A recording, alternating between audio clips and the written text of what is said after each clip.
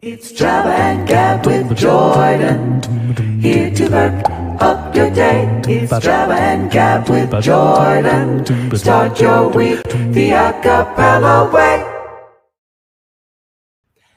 Hey everyone, and welcome to Java and Gab with Jordan. I'm Jordan Travis, the executive director here at the Sing Festival in Toronto, and just totally excited to be here to talk about a cappella music, to just enjoy. I kind of think of this show almost like a daytime, those talk shows, those late night shows. This is kind of like David Letterman's show. He has that new show on Netflix. My next guest needs no introduction. It's kind of like that show, except I will introduce our guest when we bring them on in just a little bit. My beard is definitely not as long as David Letterman's beard is. And as you found out over the last few weeks, I'm also just not nearly as fun or funny. But welcome. We have some people signing on, which is great. It's always wonderful. If you're just signing on, can you let me know where you're signing on from? So it's awesome to see people from all over the world. From who?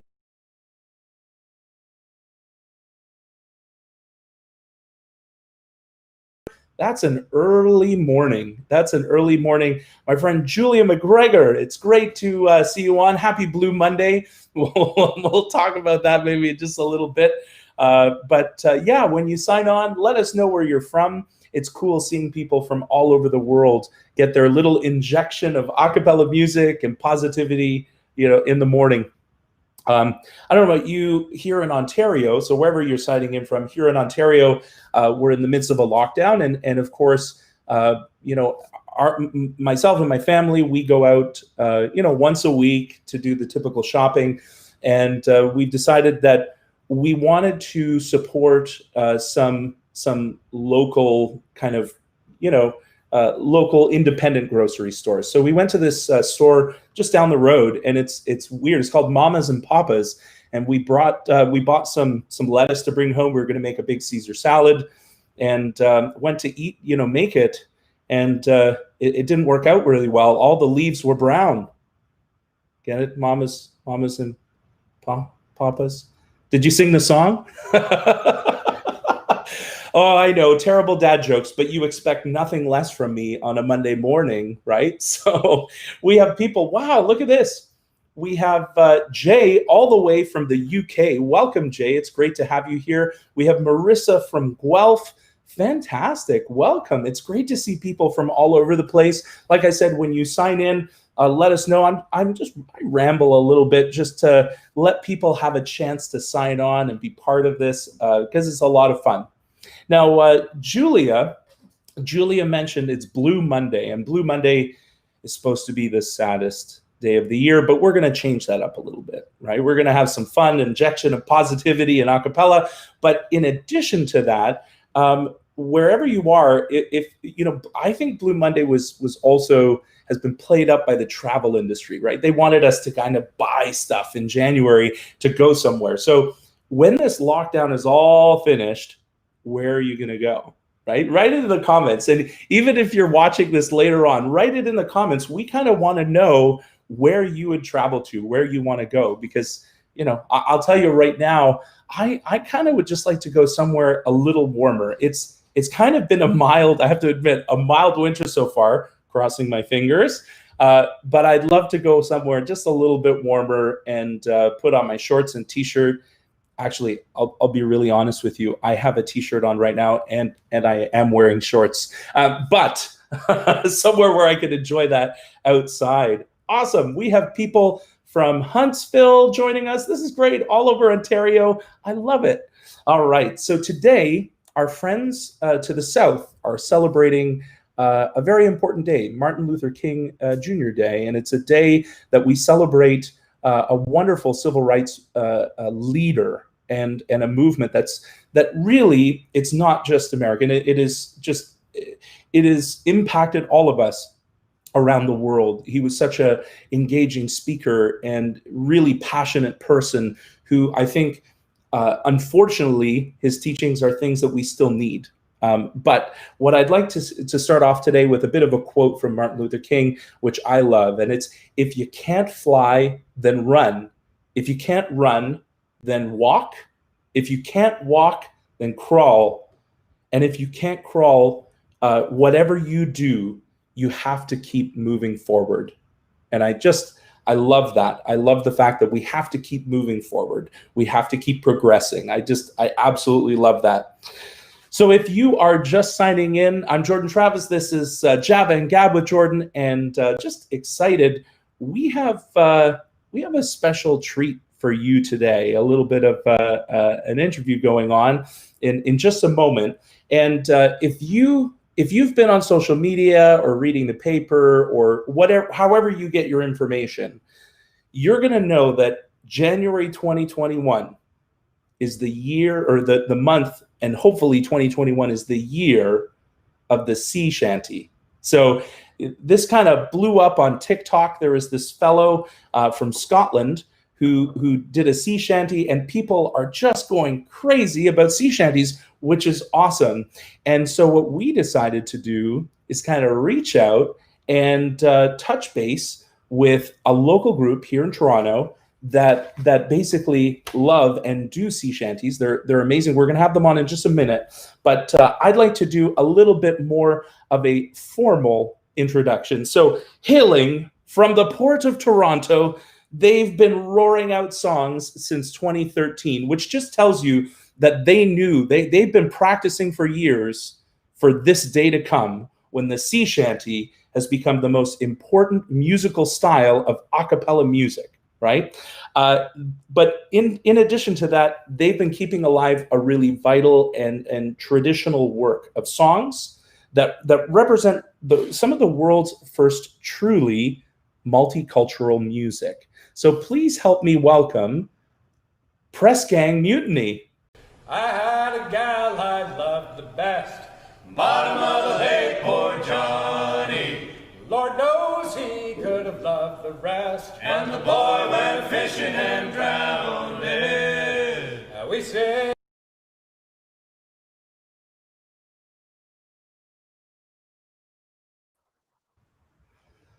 Well, hello guys. How are you doing this morning?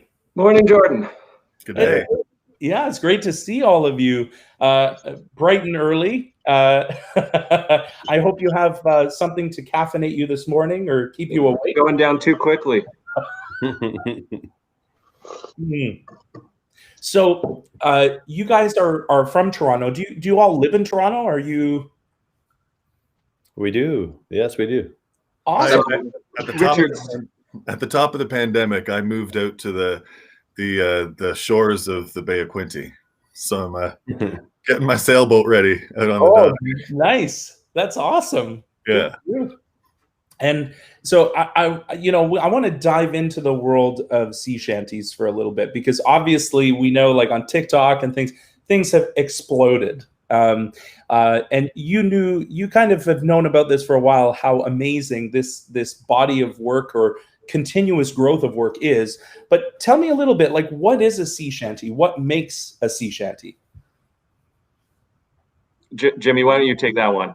Sure. Well, in its simplest definition, a sea shanty, it was a form of song that was call and response in form, and it was used to coordinate work on clipper ships that were developed sort of towards the latter half of the 1800s. That's awesome. And so, in your mind, guys, like, what makes a great sea shanty? By the way, you guys are getting some love. Ahoy, press gang! People are loving this. This is fantastic. So, Ahoy, Jay, and special shout out to the Connecticut twins. Yeah. Thanks for the Christmas card. So tell me a little bit about what makes a great sea shanty. I mean, for me, I would say this day and age, what I look for is good rhythm and a good chorus that you can harmonize with. It's really just simple. And you can always tell if you start to sing it and the audience starts to sing along, you've got a banger. Yeah, absolutely. Absolutely. And you know, the thing that most takes me is just the passion and the energy that's sung with these songs. And when you watch some of this stuff live, going through YouTube, the rabbit hole of YouTube, seeing choruses of people just chanting out and at the top of their lungs, and I just love the energy. Is that kind of some of the things that attracted you to this style of music?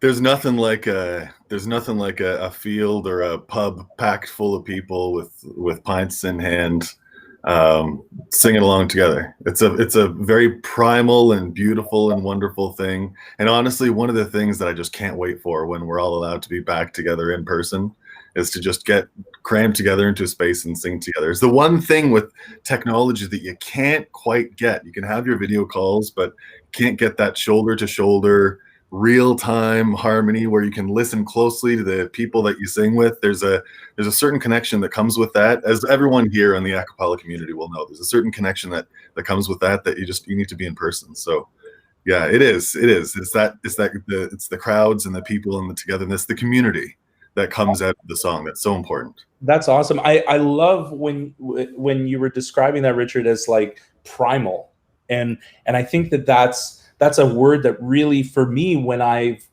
either sang along with or when I've watched, I get that sense. It comes from somewhere deep inside. It's not just kind of florid music. This you feel it in your bones. So how did you guys get involved in this style of music? Like, how did you find each other? Obviously, you've been together for a while, but how did you find each other? And yeah, what started it all in 2013?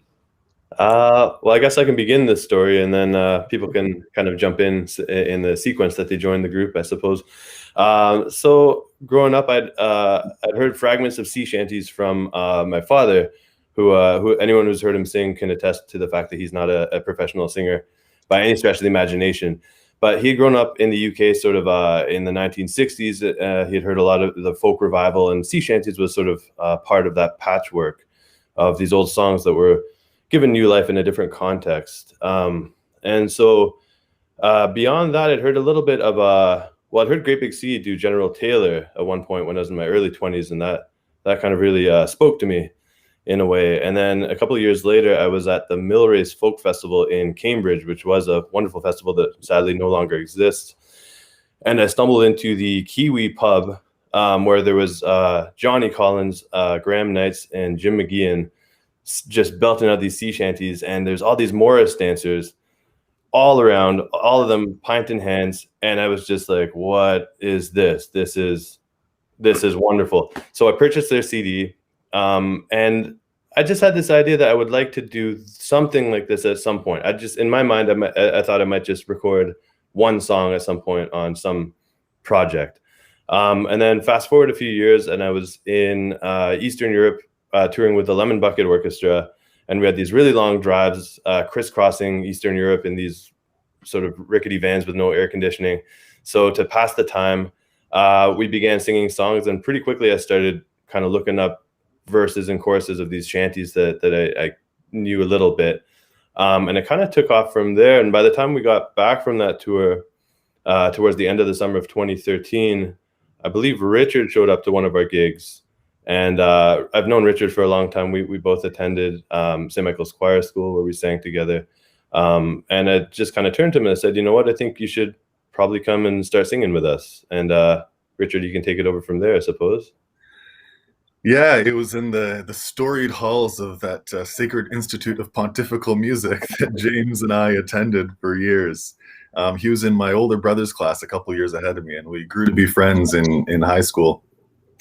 And then years and years and years later, must have been over a decade later, that I was in the bar. Were we at Cameron House? I think it was Cameron House. Yeah, we were in Cameron House, that wonderful little hole, and I couldn't help myself. It was so good. It was so attractive. I'd sung a few of the songs before. I'd always continued to sing in choirs and pursued a little bit of a cappella just for fun. Because when you grow up singing with people, it doesn't leave you. It's something that stays with you. So I just jumped at the opportunity. And I remember the first time that they gave me a verse. What was it? It was one tiny verse of Greenland. I got just one little word. And you gave me just that one little snippet, and the mic came to me and I stalled, and he gave me the mic and I stopped and the whole song stopped, and I was like, I don't have the words. And I passed, oh my God, it was the most terrible start. And then after that, I put my nose to the books and I dialed the lyrics in, and it's really just all been, a few East Coast tours since then with the first gang of people that were good friends from Lemon Bucket. And we had a couple permutations since then. We sang in the East Coast. We sang over in England, in London, and then in Whitby up in the north of England, and then over in the Netherlands in a festival in Germany. Great time, couple years at Mystic Seaport as well. So, in fact, saying that, we have somebody who just look at that.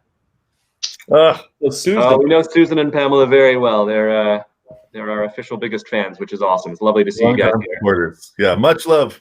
Yeah, thank you so much for coming to the show. Yeah. Oh, that's wonderful. Yeah. And so who joined in the crew next? Who was the next recruit? That was me. So Tim and I go way back. We used to do tall ship sailing on the Great Lakes together. And prior to that, I was one of the Morris dancers that Jimmy mentioned in the Kiwi pub, because the Morris dance community has always sung socially, and shanties are a big part of that. But Tim had actually sent me a text or given me a call and said, I'm at the Central on Markham, and there's a bunch of guys on stage singing shanties, and there's this crowd of young people loving it. What is going on? And so at their next gig, I went to it and ended up on the patio after the gig, just drinking and singing with a bunch of guys in the bands, and that was that. And then Tim, I don't remember, Tim, how and when you joined, but it was a few years later. Now, wait, we got to stop for a second, because, Stefan, you didn't give a super important shout out to your dad. Fair enough. James started this off with his dad singing him shanties as a kid. I've continued the tradition, singing shanties as lullabies to my 5-year-old and my 3-year-olds. My daughter has gotten up on stage at the local in Roncesvalles and cracked out the first verse of Donkey Riding with me, as you gentlemen will remember. One of the greatest times. I'll have to find and share that video clip. It was just wonderful. Yes, but we got to give a shout out to Stefan's dad for first off, raising a solid kid that learned shanties, pretty awesome, and also importantly cultivating part of the folk community in Toronto with Another Bloody Folk Club, which has been just like a steadfast piece of the Toronto folk community and the shanty community for I don't know how long now, Stefan. So I think he's going to adopt you, Richard. You keep this up. Oh, he's sweetest man. I love him. He may have paid him a few pints or something to say all that. I don't know. No. I love the man. He's great. Awesome. And then, so Tim, you came on a few years after that. Yeah, and my story is actually pretty similar to Stefan's, since we were friends in high school sailing the Great Lakes together. And Stefan had all this material from his parents' record collection. He would make me mixtapes that he had thrown together from his dad's record collection, and I would do that thing we used to do where you play the tape over and over again until you've written out all the lyrics. And so I had written out all these folk songs with a lot of sea songs and maritime music and shanties included in that, until as a group of friends, we, as teenagers, our thing to do on a Friday or a Saturday night would be to go out and sing together. And that was what we did for fun. And so when Pressgang came along, it was really surprising to me and Stefan, because we felt like we knew sort of all the people in town who were into this kind of music. And suddenly there was this group of, and Pressgang at the time was bigger. It was a group of 7 guys. And it was really bizarre to see these people who we had never met before, who were really, really doing this very well. And as the group changed,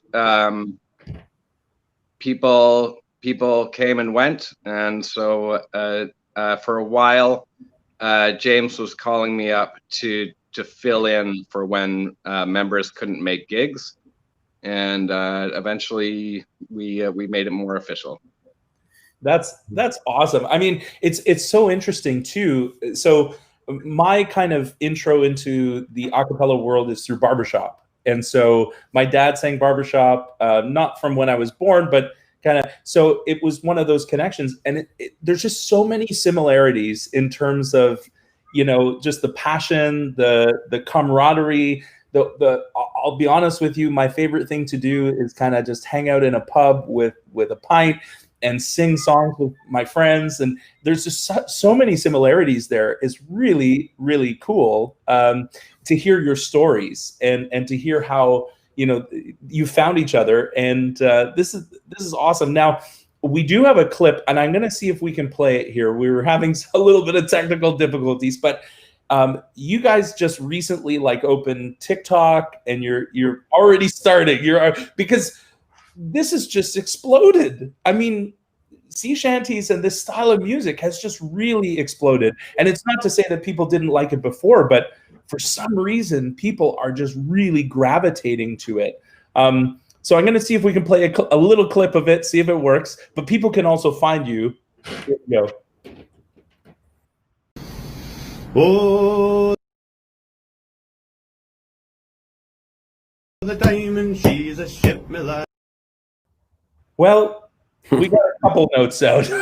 Yeah, you can see it on YouTube, Facebook, or if you're really adventurous, TikTok. As I was saying to you before the show, Jordan, right? That's something very amusing to me about the influx of gray-bearded shantymen into this world of teenage TikTokers. I think they're going to find it very frustrating. I totally get it. Now, do a lot of you have kind of alluded to having kids, and and being children of people who also sang. So, Richard, you actually said this, and you kind of took it away. But do you, as opposed to little quiet lullabies, do you are you kind of like, oh, Johnny at the bottom of the lake? Is that how your kids go to bed, or? That's funny. I was just on mute because my youngest needs a shanty. River could use a little Greenland. So there's a very specific. I've gone through many iterations. Lilia's first and favorite shanty for her first year and a bit. I did an acoustic kind of soft version of the Stan Rogers song "Flowers of Bermuda." So very unlike, I'd actually heard his son do a softer rendition and kind of modeled after that. So that was her favorite for a while. And then Jimmy does a great Essequibo that the kids always would ask for after Uncle Jimmy would sing it. So then we do the trifecta now is Essequibo, donkey riding, Greenland forever.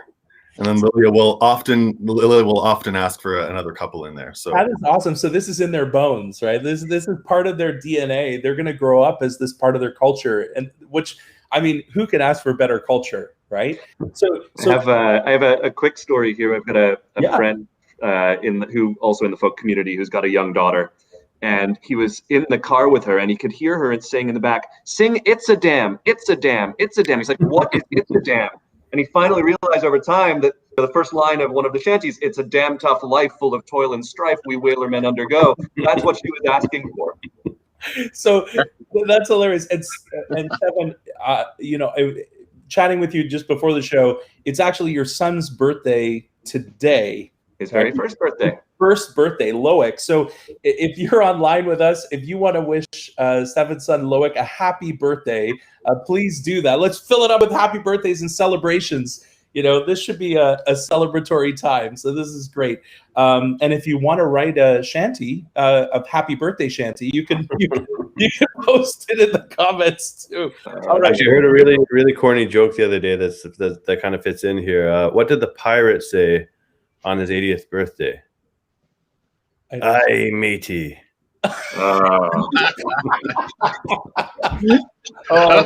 Sorry. What happens when you get 5? I'm going to assume that most of us are around the 40-year-old mark together. That joke kind of come out, right? That's it. Right. All right. So tell me quickly how I know you guys dropped an album in July. of 2020 this year. And the little clip that we played of Johnny, that's on the album, right? Mm-hmm. And so talk about the album, and especially doing an album during these times, right? Stefan, you want to go this one, or Richard? Yeah, we were fortunate. A lot of the source material we were able to pull together before the pandemic. Awesome. We recorded together when that was okay. And like a lot of albums put together by guys with work and kids, I guess it wasn't a 3-month affair. It was closer to a 2-year affair. So by the time we first made the track list and started getting out the raw stuff and then refining it and cutting out half the songs and so on, it was quite the process. Yeah. So I think the interesting part is how we've adapted.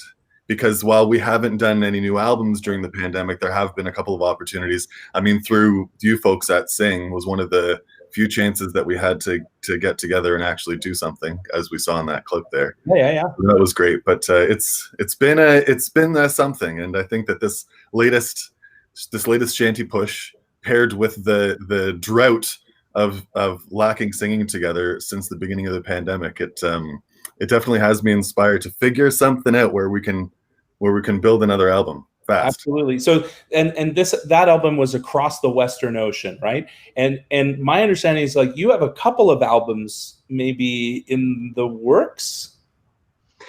Yeah, we've been talking about a couple. Doing a holiday album feels like just a good thing for others. So many good wassail and related, not candies directly. But we also want to do something accompanied. Jimmy's an amazing fiddler. Tim plays tin whistle. Rich is a good pianist, and I play button accordion. So we've got a core of accompaniment stuff. And there's a bunch of sea songs that are not strictly speaking work songs that the sailors would sing to each other ashore. And we'd love to do an exploration of that as well. That's awesome. I mean, that would be incredible to hear. And just really, really exciting. This is great. So before we finish up here with Pressgang Mutiny, I created a little bit of a quiz for you guys, and just as like a sea shanty kind of quiz. And I'm wondering, and it's not against each other. It's just in general. So any of you can answer, and we'll see how this goes. It's also possible that some of these aren't sea shanties because I don't particularly know all the details of what a sea shanty is, but I'm sure that you will be able to figure it out. Okay, so the question number 1, dun dun dun.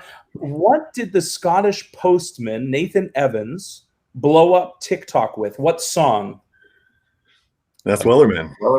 Absolutely. Okay. All right. That's pretty easy. Okay, I get it. You got that one. All right. Number 2. Who did you go with on the sloop John B? My grandfather. Grandfather and me. That's right. Yeah, your grandfather. Okay, this is good. All right. So this next one is a multi-parter that maybe some of our friends in the chat will also kind of be part of. So I need you to finish the next line. Ready? Oh, the year was 1778. I wish I was in Sherbrooke now. All right, I know that these are easy, but hey. So obviously, name of the song? That's Bears Privateers. And Daily Double, who wrote it? Stan Rogers. Absolutely. I don't know if this is a true story or not, but there's a couple of guys we're connected to who were around Stan at that time at the Mariposa Folk Festival, I believe it was. And we're having a sing after hours. And Stan sort of got up in a huff and said, basically, screw you guys, and stormed out and wrote that song in the stairwell and came back in and sort of said, here's a bloody song or something along those lines, and sang that for the first time. I have no idea if that's a true story. I've heard several different versions of it, but I love to believe that that's the truth. I like it. I heard the Northern Lights Festival in Sudbury, but I heard it singing. Okay. Yeah. That's awesome. I love it. All right. So the last question, and probably the most important, where can we find you guys?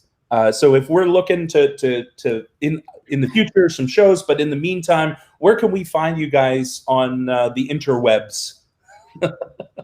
Hilariously, TikTok. The old dudes. So we like I've heard that like follow, and it's Pressgang Mutiny, right? At Pressgang Mutiny at Facebook, right. Instagram, TikTok, Twitter, absolutely. And if we're looking for like some sort of web thing, where else can we find you? So a lot of our stuff is on YouTube, and Bandcamp is a really great way to support artists, including us. Our albums are up there. You can stream them for free. You can also buy them and send a little pocket money our way. And if you do want to order, we've got physical copies of the CD. It's a beautiful package, original artwork on it. It's really just a gorgeous thing. You can get that through the details on our website, pressgangmutiny.com, and just fire us an email, pressgangmutiny@gmail.com, and we'll get that in the mail as soon as we can, given the stay-at-home order. Awesome. You know what, you guys, I just so appreciate that you're here with us this morning. The fact that we got all four of you is pretty amazing. And I just want to wish you the very best. And I'll be honest with you, I just can't wait. I'll be the first one in line to line up for that pub to have a pint with you guys and just sing along with those choruses, because that sounds like an amazing thing. Learn a shanty, Jordan. We'll get you up to lead one. Yeah. That would be incredible. Guys, thank you so much for your time, and have a wonderful rest of your day. And Stefan, please wish Loic a very happy birthday from all of us at Sing. Take care. Do. Thank you. Thanks for Thanks, having us. Thanks, Sing. Awesome. Well, that was Pressgang Mutiny. Wow, that was so amazing just to chat with them and hang out with them, and just learn a lot more about this whole world of sea shanties and sea songs, and just wonderful. I hope you enjoyed it. I just totally enjoyed chatting with different people and learning just different types of a cappella music. As I said, I'm part of the kind of started with the barbershop community and still very much involved, and just learning about all these little subgenres of a cappella music, but we're all together in this feeling of community because we all just love to sing, right? Which is great. Before we finish off, just a few things upcoming with Sing. Last week, I talked to you about Sing Radio. So you have the opportunity to listen to great Canadian music on the radio. You can check out Maple Music, or you can check out Acaville Radio. And Dylan and Suba, who are our artistic directors, are just phenomenal and curating wonderful Canadian content, great music. You can stream that. So listen for that on Maple Music. And of course, you can also find that on Acaville Radio. Head over to singtoronto.com and you can visit us. But these are ways to find out about upcoming things that we're doing, which is wonderful. We have one other really cool thing that's upcoming, and that is happening on Wednesday. We've invited Haley, who's a phenomenal voice teacher, and she is going to, there you go, Haley Preziosi, and she is going to talk about some of her top 5 warm-ups. So if you are a singer out there and, if you're a little rusty after the holidays and looking for an opportunity to kind of warm up your voice or get some new ideas, come on 11 o'clock on Wednesday morning, Eastern. Join us, get your singing on, which is fantastic, or check it out after the fact. But join in and help your voice grow. Anyway, all the best on this beautiful Monday. I hope you have a wonderful rest of your day. And you know what? We'll see you again next week. Take care. Bye. Do